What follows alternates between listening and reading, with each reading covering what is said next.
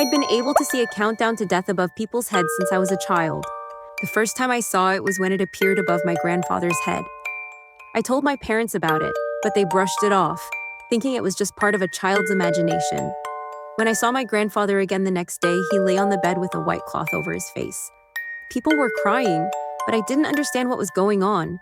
Later, I saw the same countdown timer above my father's head.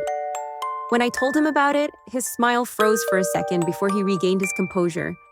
That night, I didn't see him return from work. All I heard was the urgent ringing of a phone. My mother turned ashen when she answered the call. She was already heavily pregnant at the time. She was in such a rush to head out that she slipped and fell on the steps, going into labor. That was when I saw the familiar 24-hour countdown appear above her head.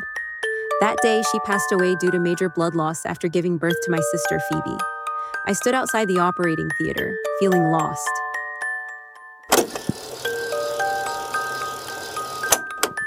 My third brother, Carl, shoved me to the floor and called me a monster.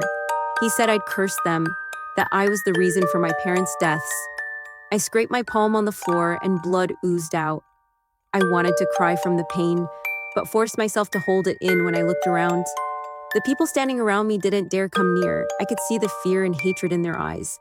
I didn't dare make a sound. All I did was bite my lip and get to my feet.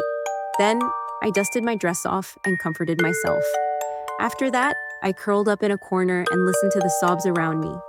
I hugged my knees and wept. I slowly drifted off. When I woke up, I found that I was alone. Everyone had left, but no one had bothered waking me up. Was it because they didn't want me anymore? I got to my feet feeling panicked. However, my legs were numb after being curled up for too long, so I fell to the floor. The corridor was silent. Only the blinding lights were with me. Pain consumed my body, and I couldn't hold back the flood of tears. That was the day everything in my life changed. My 3 elder brothers treated Phoebe like a princess, but avoided me like the plague. Even the maids brushed me off. It was a regular occurrence for me to go to bed while starving. That didn't stop me from reaching the age of 18, though. Carl always said I was a monster who would forever plague the rest of the family, and I somewhat agreed. I wondered whether I was still alive because I was too evil for hell to take me in. On this day, I got out of bed and headed to the bathroom to wash up. My hair was dry and frizzy, and my cheeks were sunken. No one would ever think I was the oldest daughter of the affluent Jensen family. That was beside the point, though. What caught my attention was the countdown timer above my head. I saw the bright red numbers above my mirror reflection. The day had finally come. I wanted to smile, but only managed to lift the corners of my lips slightly.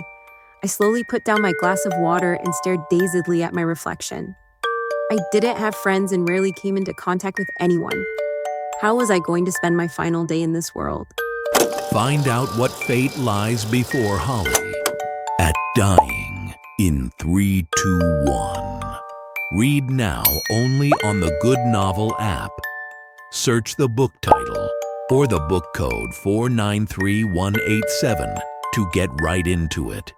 Stay tuned on this channel for more on other best-selling stories.